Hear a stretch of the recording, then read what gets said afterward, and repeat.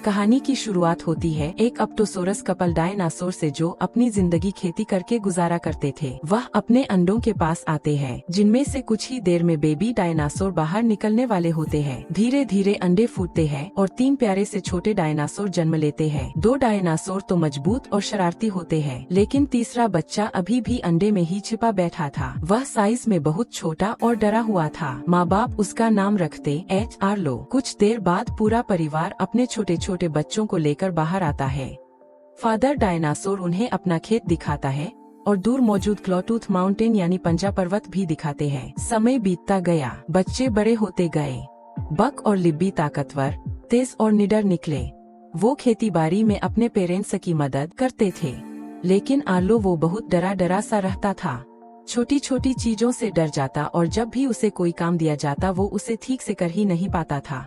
एक दिन फादर और मदर डायनासोर अपने तीनों बच्चों को बुलाते हैं। फादर उन्हें समझाते हैं सर्दियों का मौसम आने वाला है, इसलिए हमने बहुत सारा खाना इस कॉर्न साइलो में इकट्ठा किया है ताकि ठंड में कोई कमी न पड़े। इसके बाद फादर और मदर अपने पैरों के निशान यानी फुटप्रिंट उस पर लगाते हैं। यह उनका गर्व था, उनकी मेहनत की पहचान।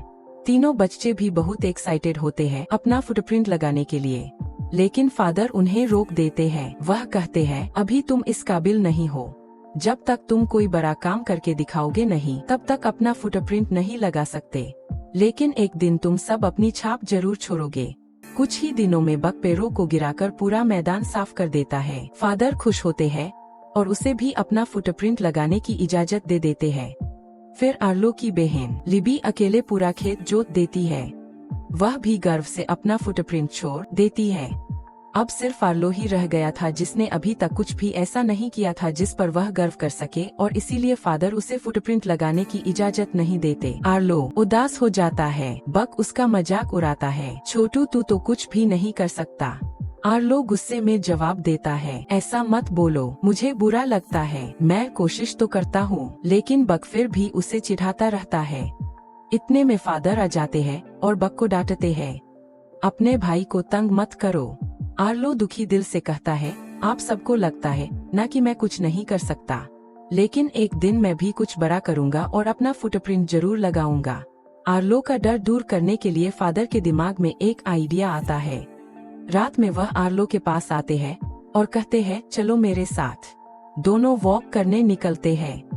आसमान में टिमटिमाते तारे, चारों ओर शांति और हवा की हल्की सरसराहट, सब कुछ बेहद खूबसूरत होता है। फादर आर्लो को समझाते हैं, कभी कभी डर का सामना करना जरूरी होता है, क्योंकि जब तक तुम डर से भागते रहोगे तुम कभी कुछ कर ही नहीं पाओगे।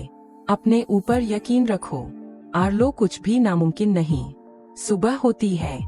फादर देखते हैं कि स्टोर में रखा अनाज कोई खा गया है। वह घबरा जाते हैं क्योंकि अगर ऐसा ही चलता रहा तो सर्दियों में खाना कम पड़ जाएगा। फादर आर्लो से कहते हैं, अगर तुमने उस जंगली को पकड़ लिया जिसने हमारा खाना चुराया है तो तुम भी अपनी छाप छोड़ सकोगे। दोनों एक ट्रैप लगाते हैं। वह वहां कंस रखते हैं ताकि वह जंगली प्राणी खाने आए और जाल में फंस जाए। फादर कहते हैं और फिर बस एक डंडा मारना है, तब जाकर तुम भी अपना फुटप्रिंट छोड़ पाओगे। आर्लो यह सुनकर बहुत ज्यादा एक्साइटेड हो जाता है। उसे लगता है उसका सपना अब सच होने वाला है। अब आर्लो उस ट्रैप के पास पहरा देने लगता है। अचानक झाड़ियों में सरसराहट होती है और एक छोटा सा जंगली बच्चा स्पॉट वहां आ जाता है, जो उसी वक्त ट्रैप में फंस जाता है। आर्लो उसे देखता है तो हैरान रह जाता है। वह कोई डरावना जानवर नहीं बल्कि एक छोटा सा इंसानी बच्चा था। स्पॉट जोर जोर से चिल्ला रहा होता है और खुद को जाल से छुड़ाने की कोशिश कर रहा था।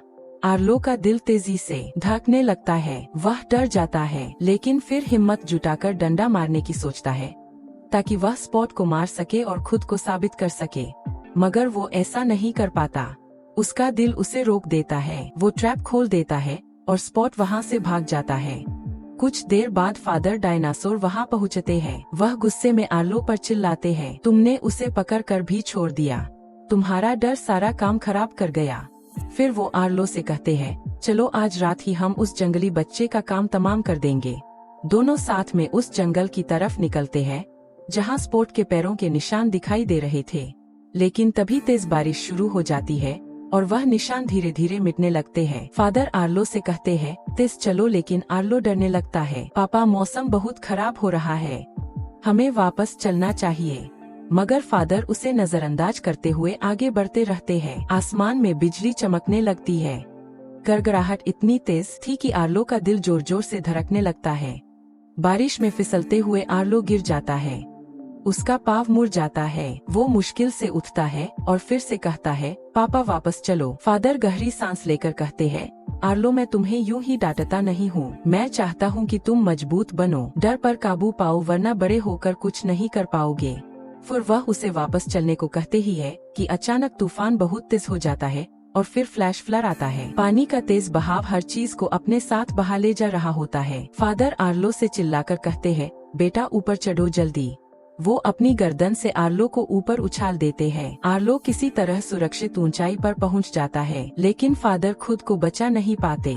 पानी का तेज बहाव उन्हें बहा ले जाता है। कुछ समय बाद आर्लो टूटे दिल के साथ घर लौटता है। अब जिम्मेदारी और काम दोनों बढ़ चुके थे, क्योंकि पिता अब नहीं रहे। आर्लो सबके साथ खेत में मेहनत करता है, लेकिन अंदर से वह बेहद उदास होता है। एक दिन जब वह स्टोर में कॉर्न रखने जाता है तो देखता है वही जंगली बच्चा स्पॉट फिर वहाँ आ गया है। आर्लो का गुस्सा फूट पड़ता है, क्योंकि उसे लगता है स्पॉट की वजह से ही उसके पिता मरे हैं। वह स्पॉट को पकड़ने के लिए उसके पीछे भागता है और आखिर में उसे पकड़ भी लेता है, लेकिन उसी दौरान आर्लो फिसलकर नदी में गिर जाता है। तेज वेव उसे वहाँ ले जाती है। वह एक चट्टान से टकराकर बेहोश हो जाता है। जब आर्लो को होश आता है तो वह खुद को नदी किनारे अकेला पाता है। चारों ओर अजनबी इलाका, घना जंगल, और वह पूरी तरह खो चुका था। अचानक उसकी नजर स्पॉट पर पड़ती है, जो दूर खड़ा उसे देख रहा था।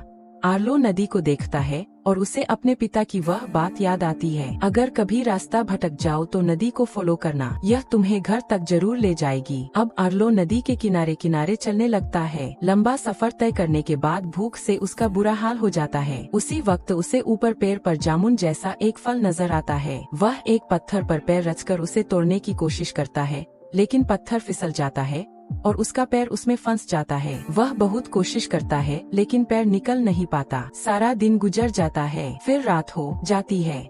थका हुआ आर्लो वहीं सो जाता है। सुबह जब उसकी आँख खुलती है तो उसे एहसास होता है उसका पैर आजाद हो चुका है। वह नीचे देखता है, मिट्टी में छोटे छोटे पैरों के निशान हैं। आर्लो समझ जाता है यह स्पॉट के निशान है, यानी स्पॉट ने ही उसका पैर छुड़ाया था। पहली बार आर्लो को एहसास होता है जिस बच्चे को वह दुश्मन समझ रहा था वही उसकी मदद कर रहा था।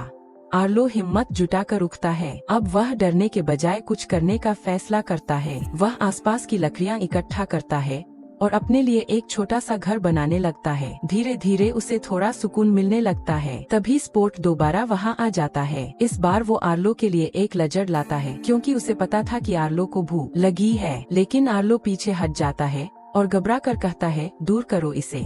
वो शाकाहारी था और ऐसी चीजें खाना उसके बस की बात नहीं थी। स्पॉट कुछ देर सोचता है और फिर वह एक बहुत बड़ा कीड़ा पकड़ कर लाता है। वह अपने दांतों से उसका सिर अलग करता है और आर्लो की तरफ बढ़ाकर इशारा करता है, खा लो। आर्लो घिन और डर से पीछे हट जाता है।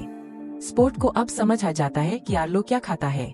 वह तुरंत जाकर वह बेरीज लाता है, वही फल जो आर्लो ने पहले देखा था। आर्लो भूखा था। वो बेरीज पर टूट पड़ता है। फिर वह स्पॉट से और फल मांगता है। स्पॉट उसे अपने साथ एक ऊंची जगह पर ले जाता है, जहाँ एक पूरा पेड़ बेरीज से लदा हुआ था। आर्लो की आंखें चमक उठती है। वह तेजी से पेड़ की तरफ बढ़ता है, लेकिन स्पॉट उसे रोकने की कोशिश करता है। आर्लो नहीं रुकता और जैसे ही वह फल खाने झुकता है, ऊपर से एक बड़ा सा स्नेक गिरकर उसके ऊपर आ पड़ता है। आर्लो डर से चीख उठता है। स्नेक अटैक करने ही वाला होता है कि तभी स्पॉट उस पर टूट पड़ता है। छोटा सा स्पॉट बड़े सांप को डरा भगाता है। आर्लो दंग रह जाता है। पहली बार उसे एहसास होता है कि स्पॉट सिर्फ जंगली बच्चा नहीं, एक बहादुर साथी भी है। अचानक लकड़ियों में से एक विशालकाय जानवर निकलता है, जिसके सींगों पर कुछ पक्षी बैठे होते हैं। वो आर्लो से पूछता है, तुम्हारे साथ यह बच्चा कौन है? आर्लो जवाब देता है, इसका कोई नाम नहीं है। थोड़ा सोचने के बाद वो उसे नाम देता है, स्पॉट। स्पॉट पीछे मुड़कर देखता है और हल्की सी मुस्कान देता है।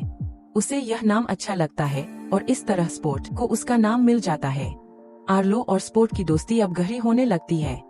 दोनों साथ में नदी के किनारे किनारे आर्लो के घर की तरफ बढ़ने लगते हैं, लेकिन रास्ता आर्लो को ज्यादा समझ नहीं आता। थोड़ी देर बाद वह एक ऐसी जगह पहुंचते हैं जहां घास उगी होती है। आर्लो अपनी पूंछ को घास में हिलाता है और अचानक वहाँ से जुगनू निकलते हैं। सैकड़ों रोशनियां हवा में तैरने लगती है। स्पॉट और आर्लो दोनों उस नज़ारे को देखकर खिलखिलाकर हंस पड़ते हैं। लेकिन अगले ही पल आर्लो को अपने पिता की याद आ जाती है, क्योंकि उसके पिता भी ऐसे ही उसे जुगनू दिखाया करते थे। आर्लो का चेहरा उदास हो जाता है। वह जमीन पर बैठता है और लकड़ियां उखाता है। वह 5 छोटी लकड़ियां जमीन में गाड़ता है और फिर सबसे बड़ी लकड़ी को गिरा देता है। यानी वो स्पॉट को अपने परिवार के बारे में बता रहा होता है। हम 5 थे, लेकिन अब पापा नहीं रहे। स्पॉट कुछ देर उसे देखता है, फिर खुद भी 3 लकड़ियां जमीन में गाड़ता है। वह 2 बड़ी लकड़ियां गिरा देता है और अकेली छोटी लकड़ी को देखकर नीचे सिर झुका लेता है। इसका मतलब था उसके माता पिता भी मर चुके थे, वो भी अकेला है। आर्लो और स्पॉट एक दूसरे को गले लगाते हैं। दोनों की आंखें नम होती है। दोनों चुपचाप एक दूसरे का दर्द समझते हुए वहीं सो जाते हैं। अगली सुबह वो अपनी यात्रा जारी रखते हैं। मौसम अच्छा था, लेकिन अचानक आसमान में बादल छा जाते हैं। तेज हवा चलने लगती है और कुछ ही देर में तूफान आ जाता है। आर्लो डर जाता है, क्योंकि यह नजारा उसे उसी रात की याद दिलाता है जिस रात उसके पिता बांध में बह गए। फ्लैशबैक की तरह सब उसकी आंखों के सामने घूमने लगता है। वह घबरा कर भागने लगता है। आखिरकार वह एक बड़े पेड़ के नीचे जाकर छिप जाता है। स्पॉट भी उसे देखता है और समझ जाता है कि आर्लो के अंदर अब भी डर जिंदा है।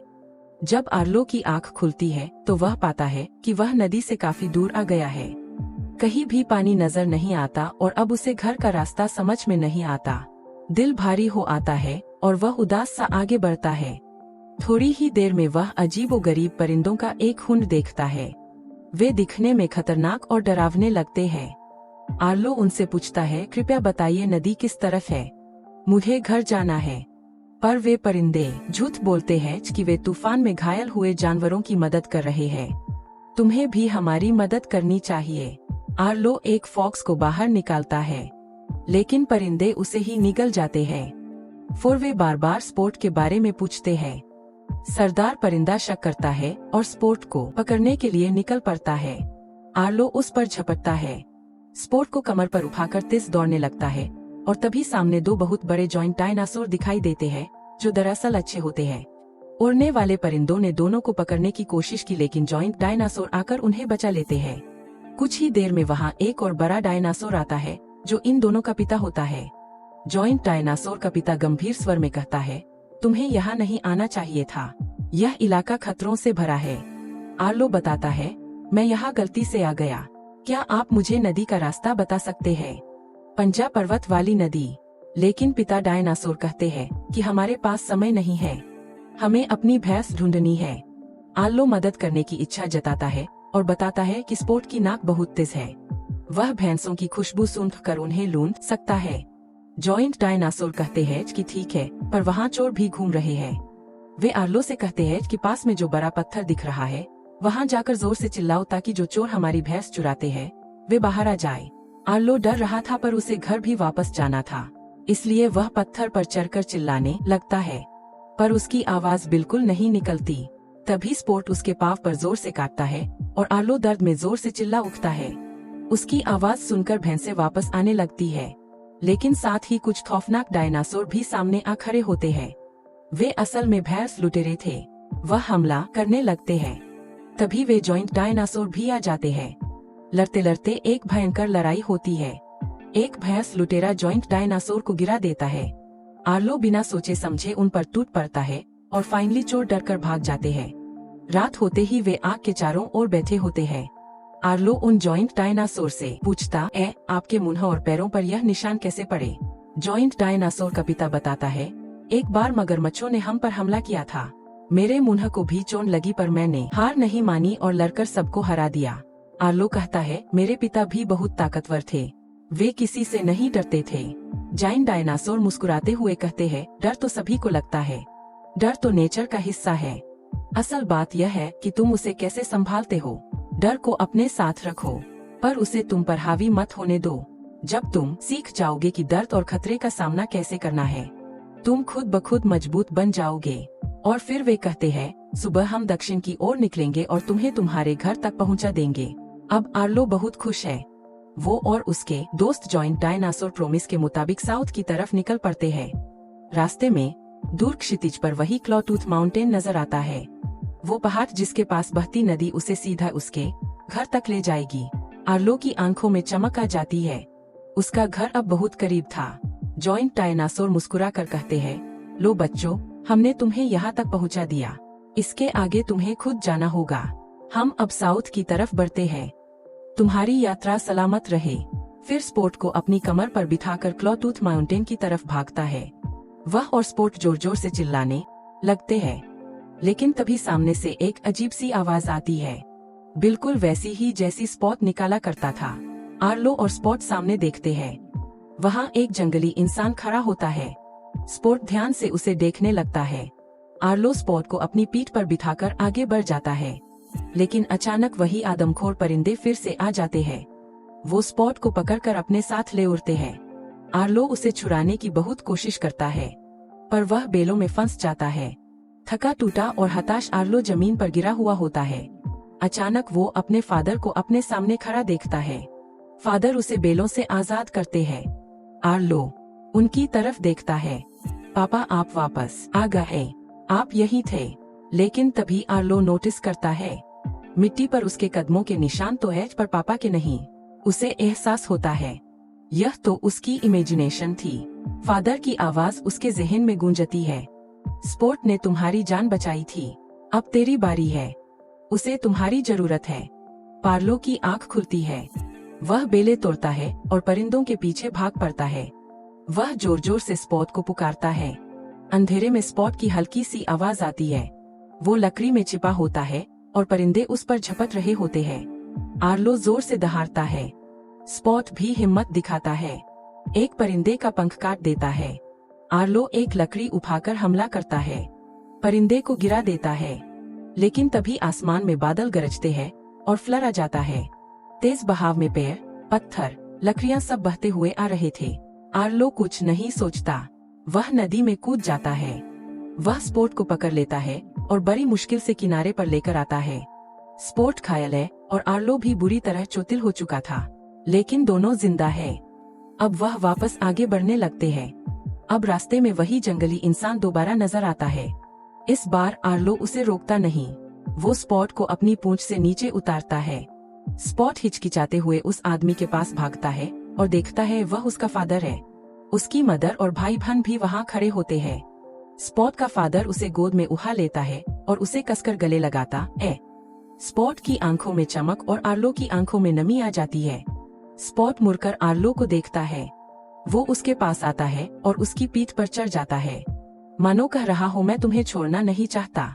आर्लो उसे धीरे से कहता है, नहीं स्पॉट, तुम्हारी जगह यहाँ है, तुम्हारे अपने लोगों के पास। तुम भी प्यार और केयर डिर्व करते हो। दोनों एक दूसरे को उदासी भरी नजरों से देखते हैं।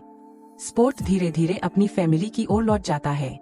आर्लो अब अकेला है, लेकिन पहले से कहीं मजबूत।